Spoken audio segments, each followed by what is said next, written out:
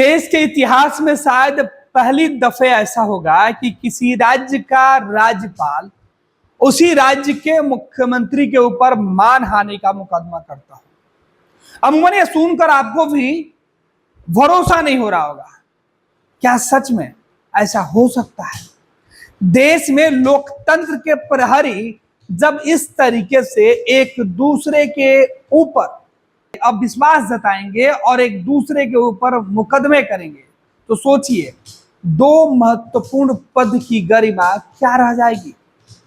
किसी राज्य के मुख्यमंत्री के द्वारा राज्यपाल पर यह आरोप लगाने का सिलसिला पिछले कुछ सालों से चल पड़ा है, लेकिन राज्यपाल के द्वारा बार बार उसी राज्य और उसी मुख्यमंत्री के एरोगेंट होने की शिकायत सरेआम होना लोकतंत्र और लोकतंत्र पर आस्था रखने वालों के मन पर यह कठोर चोट है।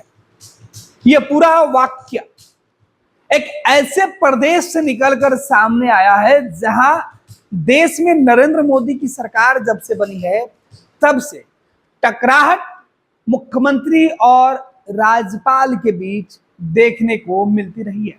यह पहली दफा नहीं है, इसके पहले भी बंगाल में राज्यपाल और मुख्यमंत्री के बीच टकराहट देखने को मिली।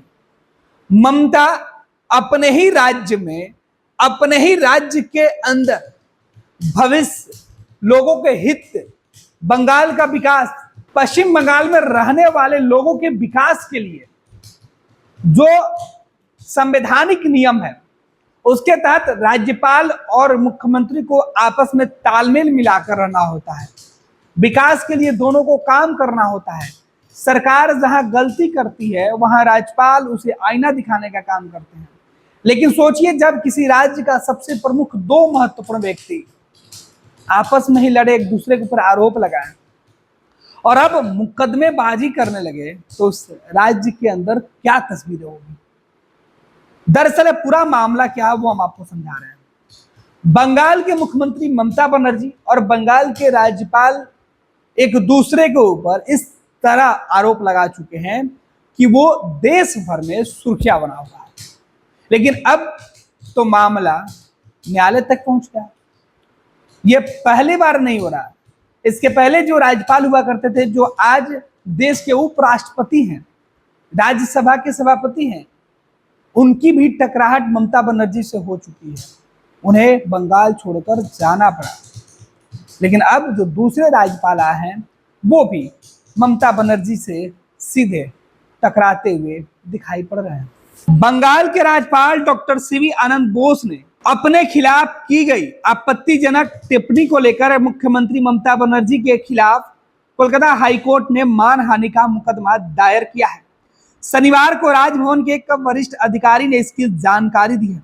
आपको बता दें कि तृणमूल कांग्रेस के दो नवनिर्वाचित विधायकों के शपथ ग्रहण में देरी को लेकर मुख्यमंत्री ने गुरुवार को राज्य सचिवालय में संवाददाता सम्मेलन के दौरान बताया था कि महिलाओं ने उनसे शिकायत की कि वो राजभवन में हालिया घटनाक्रम के कारण वहां जाने से डर रही हैं। ममता का इशारा राजभवन की एक महिला कर्मी के द्वारा हाल में राज्यपाल के खिलाफ छेड़खानी की शिकायत दर्ज कराने की ओर था। राज्यपाल इस समय दिल्ली दौरे पर हैं। उधर टीएमसी के वरिष्ठ नेता कुणाल घोष ने राज्यपाल डॉक्टर सीवी आनंद बोस को धमकी दी है कि अगर सोमवार अपराह्न 3 बजे तक दोनों नवनिर्वाचित विधायकों ने शपथ नहीं ली तो मंगलवार को दिल्ली के होटल ताज पैलेस की अनकही कहानी सामने आ जाएगी।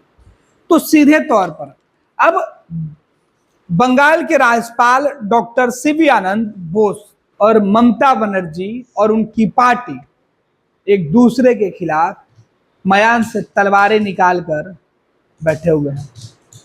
राज्यपाल दिल्ली में है और टीएमसी के नेता धमकी दे रहे हैं कि फिर कहीं वो दृश्य न हो जाए, वो कहानी न दोहराई जाए जिससे लोकतंत्र, समाज, संविधान दोनों पर छींटे पड़े। पनोरमा ग्रुप, जो सोचता है वो करता है। ये लो मुंह मीठा करो, आज मैंने अपना जॉब छोड़ दिया। अब हम पूर्णिया वापस जाएंगे। जॉब छोड़ दिया है? मतलब ये घर कैसे चलेगा, हम करेंगे क्या और माँ बाबूजी क्या बोलेंगे? इसलिए मैं एक और मिठाई का डब्बा लाया। अपने बिजनेस के लिए लोन अप्रूव हो गया। अरे लोन अप्रूव हो गया वो तो ठीक है, लेकिन पूर्णिया में हम रहेंगे कहाँ? अपना घर भी तो नहीं है वहाँ। इसलिए तो एक और मिठाई का डब्बा अलग से लाया हूं। हमने पूर्णिया में घर ले लिया है, पूर्णिया के ई होम्स पैनोरमा में। पूर्णिया में पैनोरमा ग्रुप लेकर आए हैं ई होम्स पैनोरमा। बड़ा घर, आलीशान जिंदगी और अत्याधुनिक सुविधाओं के संग। अरे अरे, अब क्यों मुंह मीठा करवा रही हो? क्योंकि हम घर वापसी जो कर रहे हैं। घर वापसी की खुशी पूर्णिया में ई होम्स पैनोरमा के संग। ई Homes Panorama, luxurious lifestyle redefined.